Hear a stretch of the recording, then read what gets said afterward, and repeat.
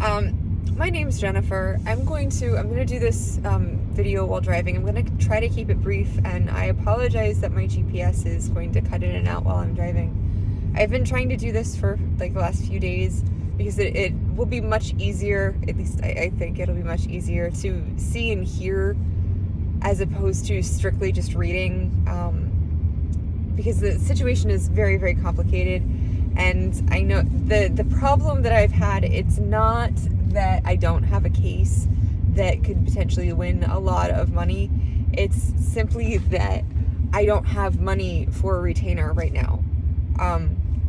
I have, like, I want to live. That is my end goal, is I want to live, and I need an attorney in order to do that. So essentially, I'm going to try and keep this very, very brief, but it may end up being like a half hour, so I do apologize. And I apologize if I cry. And if you are someone who does need to be warned beforehand about potentially triggering topics, this could be potentially triggering. So essentially, I need an attorney for multiple things, and I'm well aware that I might need multiple attorneys. And I'm also well aware that there are statutes of limitations. However, there are also rare circumstances and situations where we can go back. I'm in one of those rare situations, and I'm not going to get into detail about that specifically because the entire situation will take like 2 weeks to explain. I have thousands of emails. It's a lot. So I'm going to try and condense as much as possible. So basically, I ended up in what started as a form of labor trafficking, luring, a human trafficking situation that he might not have intended that way. Maybe he did. It's been a mind fuck. It started that way and then morphed into an eviction situation. But essentially, there are a lot of things.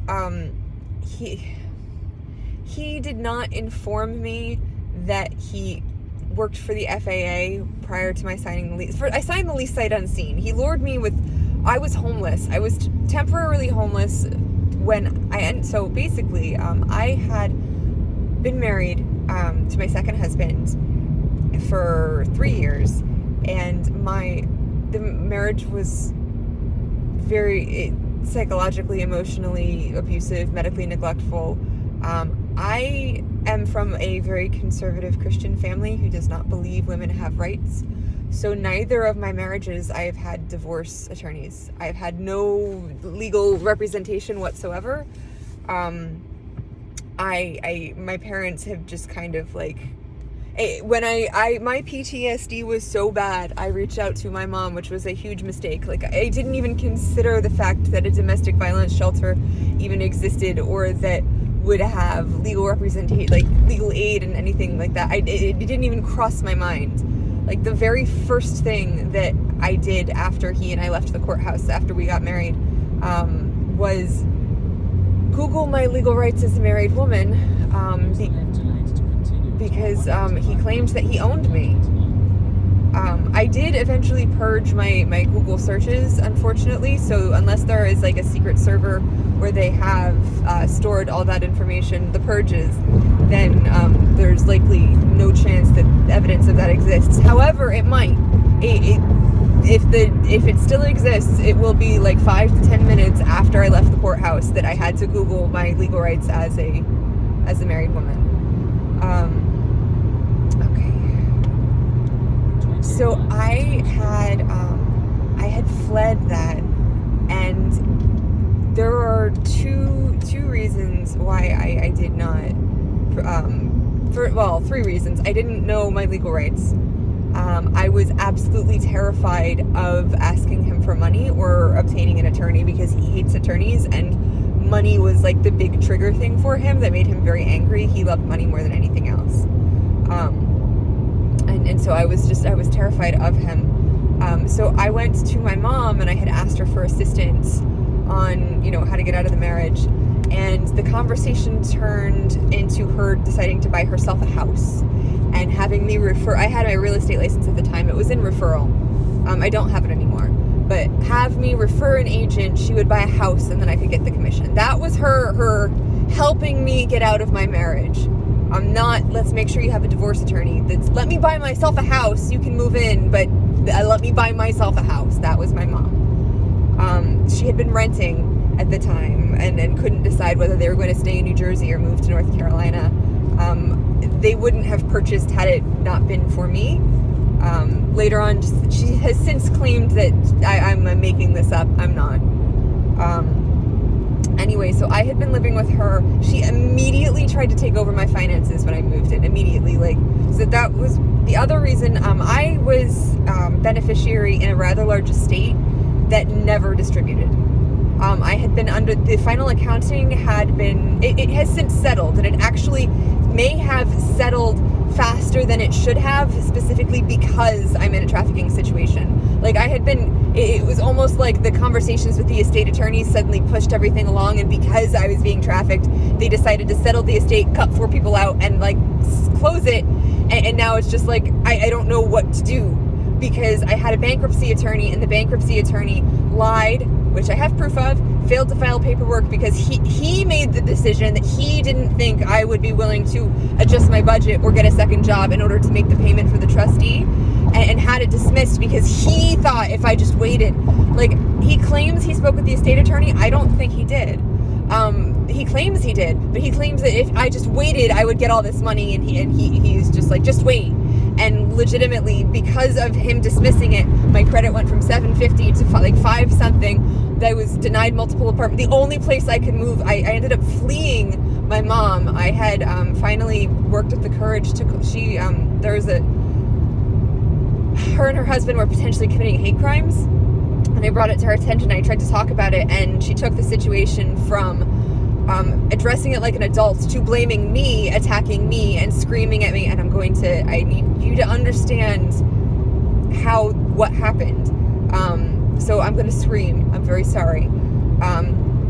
Essentially, there were 2 conversations that were recorded and a conversation that was not recorded.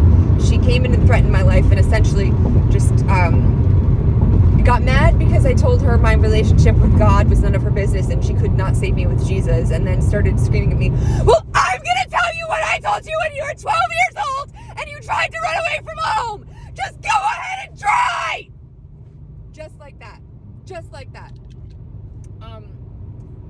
And she followed through with her threat. And when I ended up, I moved, I was lured into this situation. There were some other things that were going on that I'm not able to disclose via video, but she started using the police to hold me hostage in my house.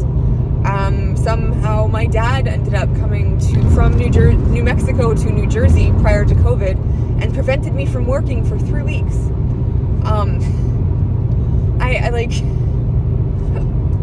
They were trying to prevent me from earning an income. In the meanwhile, and she continued to harass me. She still, up until recently, still harassed me. I had to try and file a restraining order against her. I have potentially a large lawsuit against the local police, against the state of New Jersey, against the FBI, who I don't want to sue, but I might have to. I was a witness in a will fraud case that the FBI chose not to prosecute, going back to my landlord telling me he worked for the FAA. He did not tell me he worked for the FAA until after I moved in, and then he claimed that he works for a contractor that works for the FAA, and then he claimed that he had no affiliation with the FAA whatsoever. I'm saying this because part of the estate that was in litigation and everything had a lawsuit against the FAA at one point in time. So had I known his affiliation, I never would have moved in. There's just a lot. What's important to understand is at the time, I had been working as a transcript production manager at a court reporting firm. Now, I had noticed, and this is one of the problems, is that the office manager at the court reporting agency, all of her friends are cops. She would brag about it all the time. And it was their job to essentially network with everybody and and this is what I'm terrified of, is that she didn't know that I didn't have alimony. Like, none of my employers didn't know I fled without alimony. I had been wanting to try and renegotiate my divorce agreement because the only thing I ended up with was it was a limited divorce, and I ended up being on his health insurance. And he ended up taking me off, finalizing the divorce while I was in a trafficking situation that he was aware of. It happened shortly after I found out that my cancer likely returned, and he kicked me off my insurance. All of my doctors changed. I had a massive medical malpractice suit, which I can get into with evidence. Again, I have a lot of proof, a lot of evidence, a lot of documentation. Same thing with my former employers. One of the court reporters they were hiring, they refused to fire despite them multiple fireable offenses, potentially using prostitution, potentially being personally involved in the estate, and actually quite possibly specifically targeting me because of my family's estate issues. And I'm saying this because of the fact that it has been in litigation in the court systems for so long and is such like a well-known, famous case in the state of Pennsylvania, and that's where the office was located in Philadelphia. And this particular reporter works in Lehigh Valley, which is where my family is from. And I found out while working there that some of our court reporters actually did some of the depositions and some of the trials for the estate.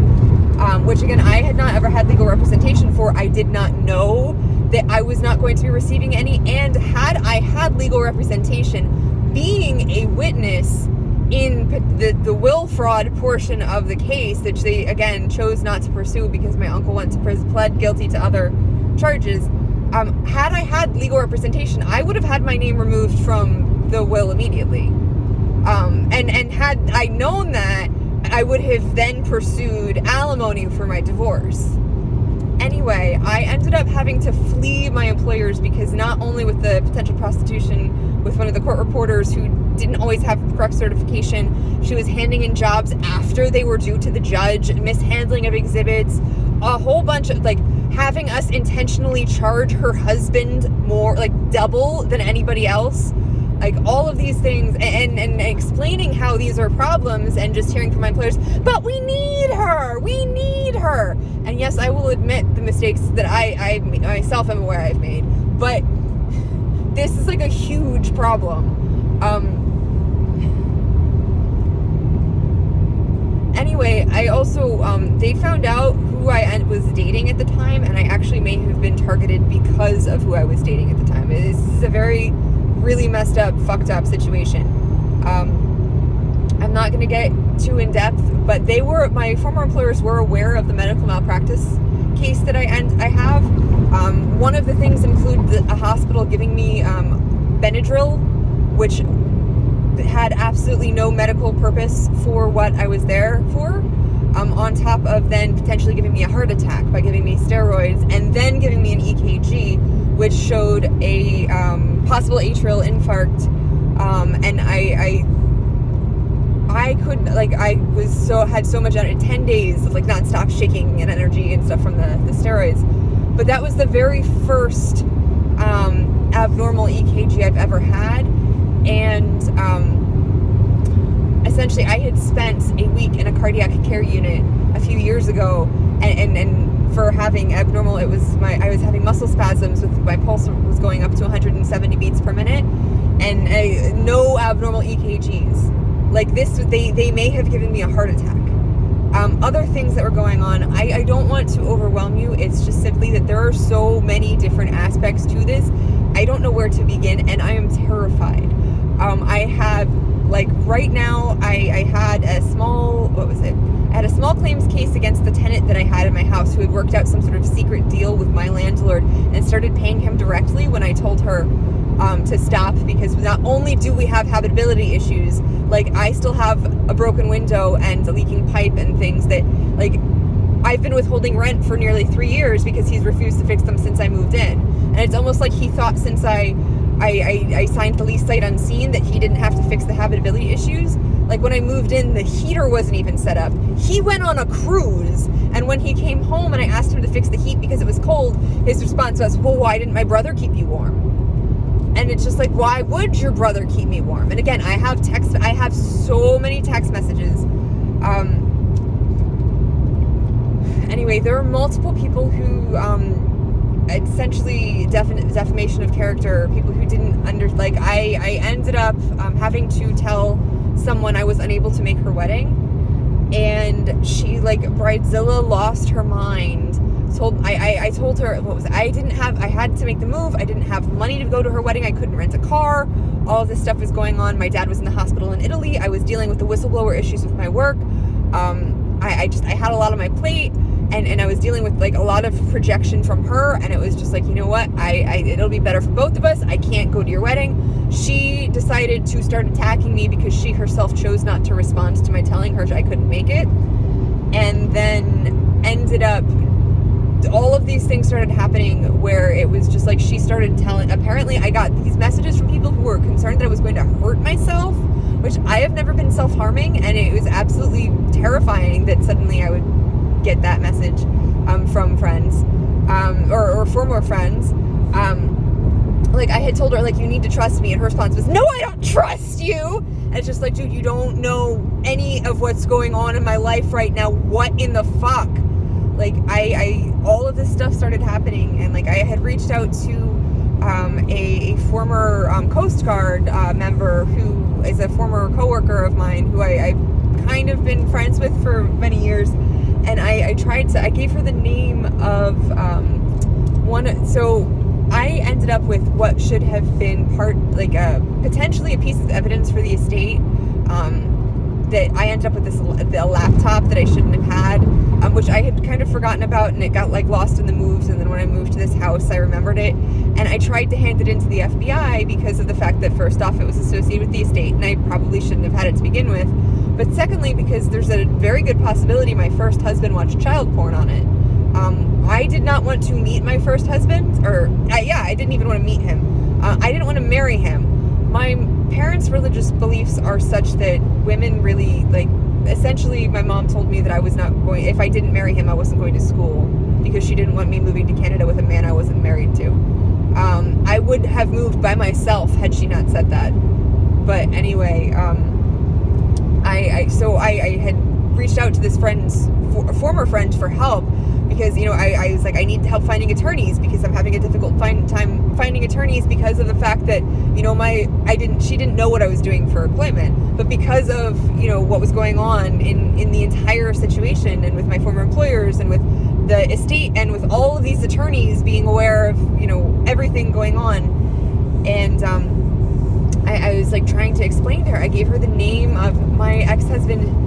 To the best of my knowledge, there are at least two individuals, there may be more, two individuals who he hung out with when they were 13 and 14 years old.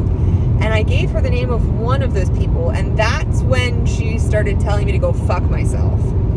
I don't know why. It was terrifying.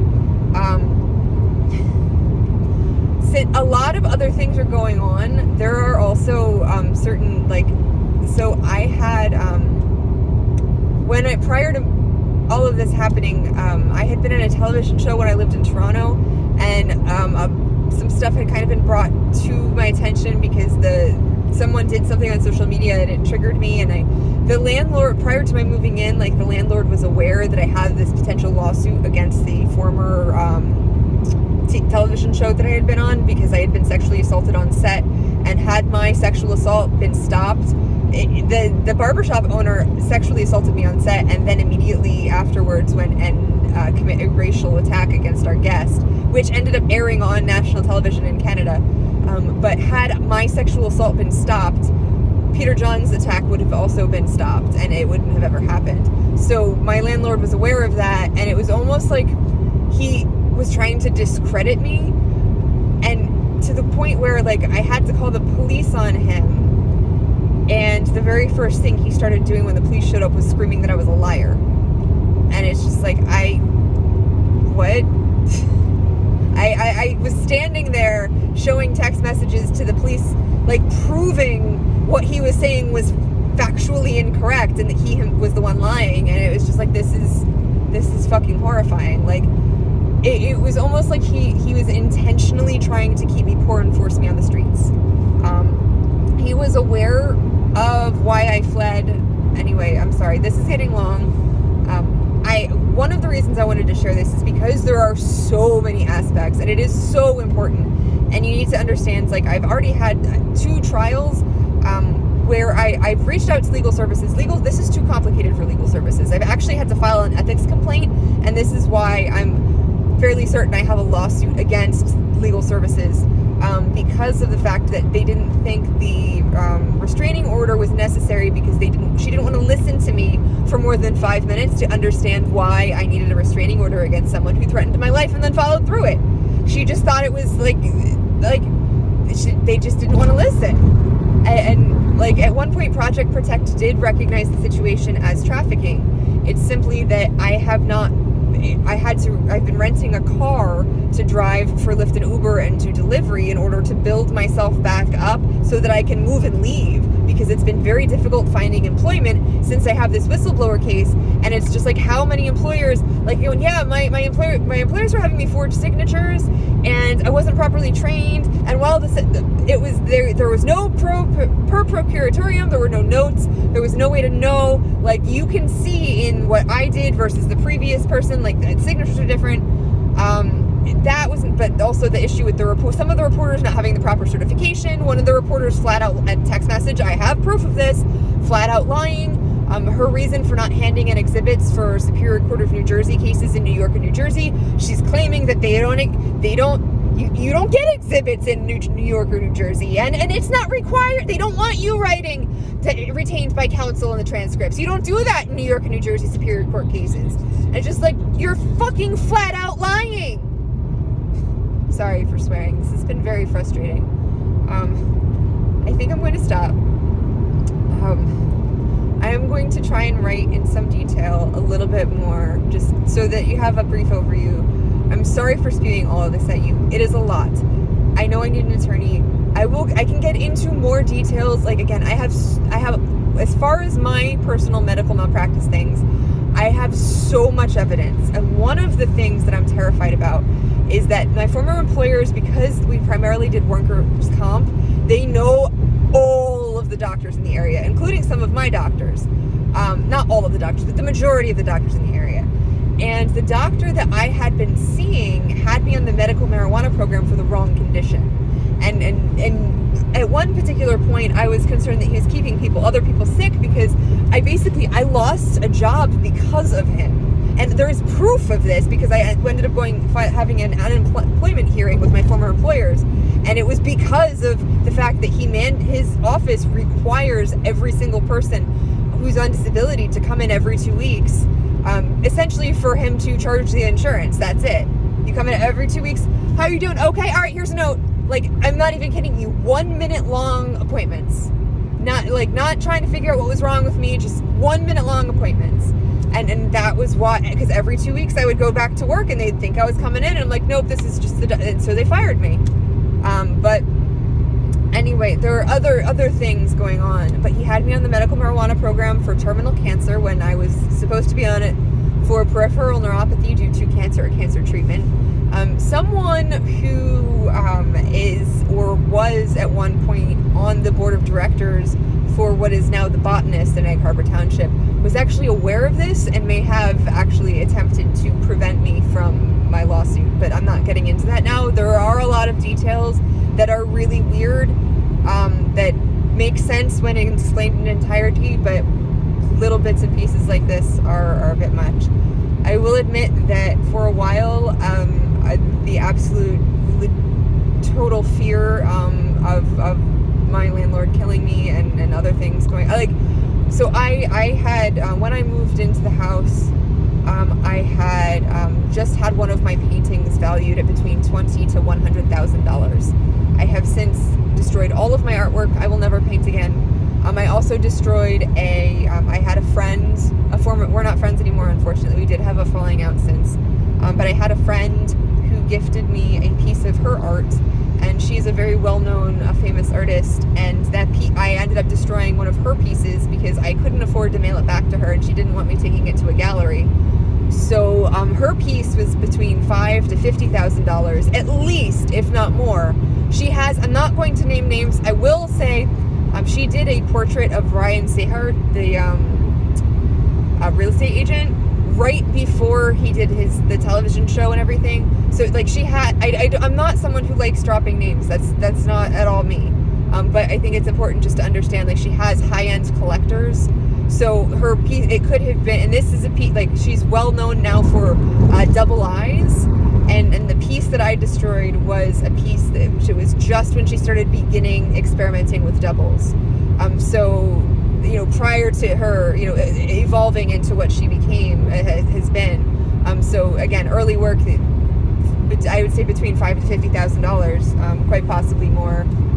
Most of her pieces go between $1,500 to $3,000. So, but anyway, so all of this artwork has been destroyed. I am so exhausted right now from all of this.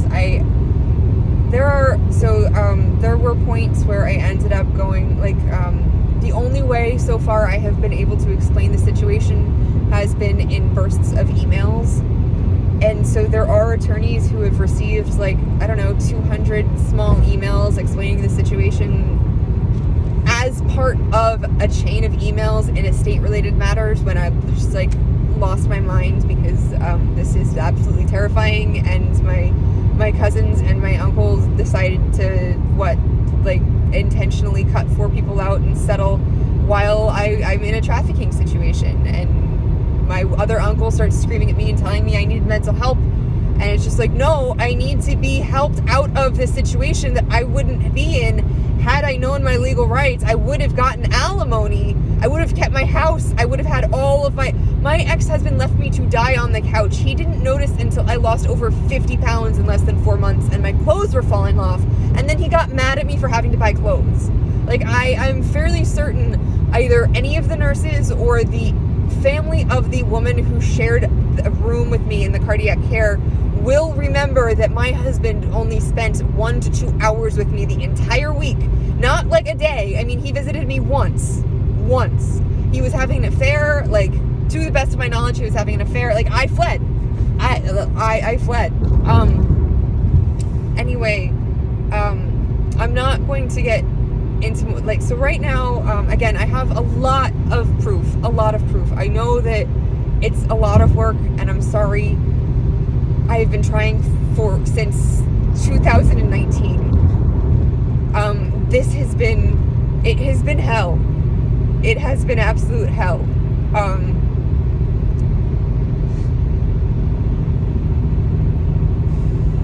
going to stop now. I'm going to thank you for your time. Thank you. I hope you can help me. If not, if you are able to assist in any way, even if it's just to refer me, I have reached out to multiple services. It's one of the things that ended up happening is someone at one point, when I was documenting my medical malpractice issues, like, I had an instance where I'm not going to get into that right now. Anyway, this person suddenly started, had created Instagram accounts pretending to be me and started, like, attacking me. And she actually is, like, friends with, or had started following the landlord's brother, and, like, all of this weird stuff was going on. And just, she owes my second husband money, and I don't know why she was involved, and it just, all of this stuff was going on. But she may have cursed me to not get my way. It's okay if you don't believe in curses. It doesn't mean that they're not real. But because she, at that particular point in time, she was apparently struggling with issues. Her ex-husband had hid her son, and there were some things going on, and I don't know exactly what was going on. But at one point, I had posted something on Instagram, and she, like, lost her mind and told me she was like, that's never gonna happen, like, angry at me. So I don't know if, just based off of what I've experienced since, like, someone may have cursed me. And again, like, this, with my former employers, like, they were practicing magic in the office. And when I explain the entirety and the whole, it's just like, oh no, they were practicing magic in the office. Like, they kicked me out of the office when I was behind on, like, I asked me if I was caught up on work. I said no, and they kicked me out so they could have a ceremony. And it's just like, okay. And my other employer brought in a create your own sigil candle. I don't know if, like, I think I am not judgmental, and again, I am not I will never, judge anyone on their religious or spiritual beliefs. But when I started coming to recognizing that it's symptoms of my being in a trafficking situation, my former employer's response was to tell me she thought I had mercury poisoning and that I needed celery juice. And then I had what may have been a stroke in 2019. I had a 3-day massive migraine with like an ice pick in the skull, and that's what they gave me Benadryl for fucking stroke.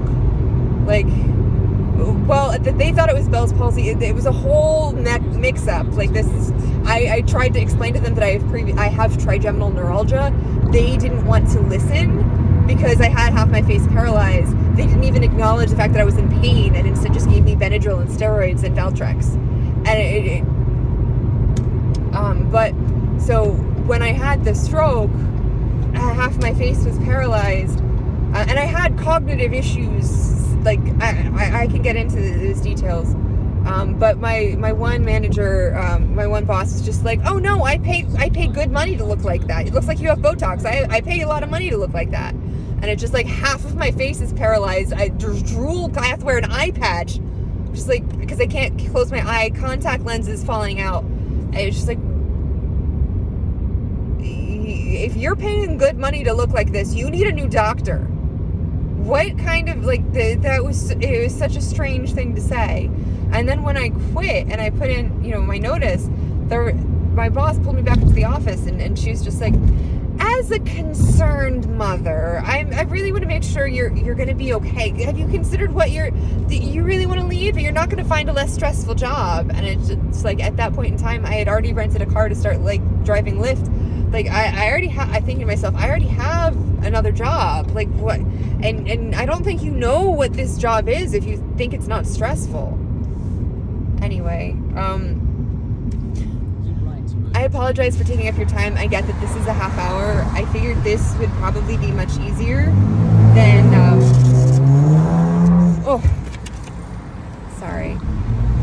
this would be much easier than simply text alone. I'm going to thank you now for your time and stop it because it has been a half hour. I'm also well aware that this may, be considered a consultation. And if that is the case, then I appreciate your time. If you find that there are some things that you would like me to elaborate on, some certain points, and let me know what they are, and I will absolutely elaborate, and I will gather, as much information, documentation, evidence, everything that I have. I will get for you. Thank you so much for your time. I truly, truly appreciate